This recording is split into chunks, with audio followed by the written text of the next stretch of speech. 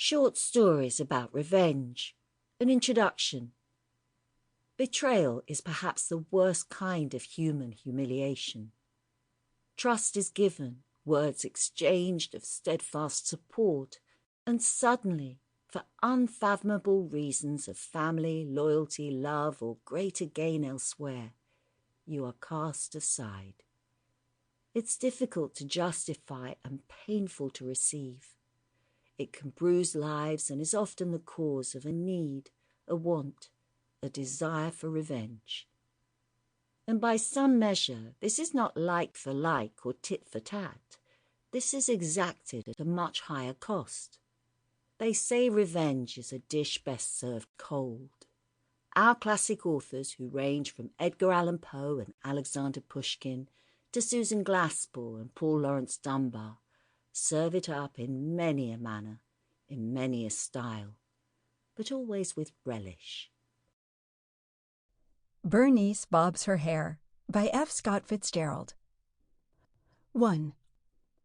After dark on Saturday night, one could stand on the first tee of the golf course and see the country club windows as a yellow expanse over a very black and wavy ocean. The waves of this ocean, so to speak, were the heads of many curious caddies, a few of the more ingenious chauffeurs, the golf professional's deaf sister, and there were usually several stray, diffident waves who might have rolled inside had they so desired. This was the gallery. The balcony was inside. It consisted of the circle of wicker chairs that lined the wall of the combination clubroom and ballroom.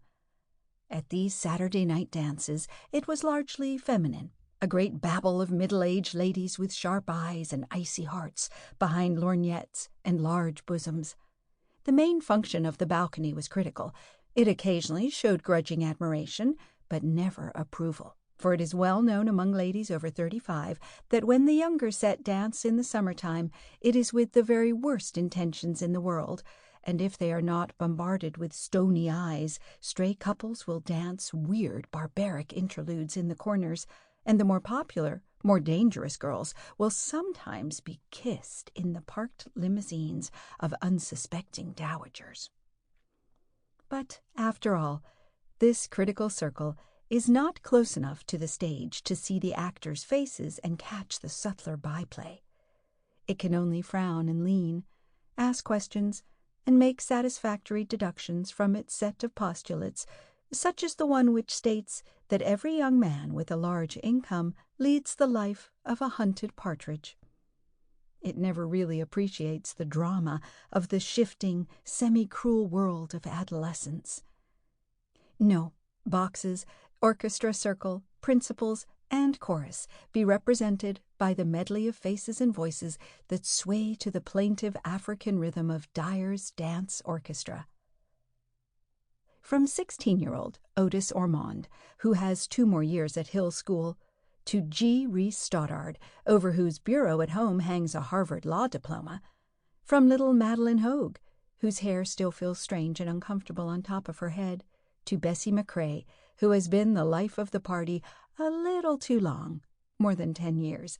The medley is not only the center of the stage, but contains the only people capable of getting an unobstructed view of it.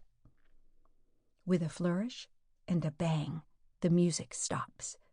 The couples exchange artificial, effortless smiles, facetiously repeat, la-di-da-da-dum-dum, and then the clatter of young feminine voices soars over the burst of clapping.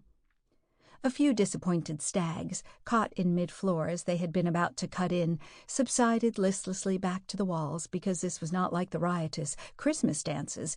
These summer hops were considered just pleasantly warm and exciting, where even the younger marrieds rose and performed ancient waltzes and terrifying foxtrots to the tolerant amusement of their younger brothers and sisters. Warren McIntyre, who casually attended Yale, being one of the unfortunate stags, felt in his dinner coat pocket for a cigarette and strolled out onto the wide, semi-dark veranda, where couples were scattered at tables, filling the lantern-hung night with vague words and hazy laughter. He nodded here and there at the less absorbed, and as he passed each couple, Sample complete. Ready to continue?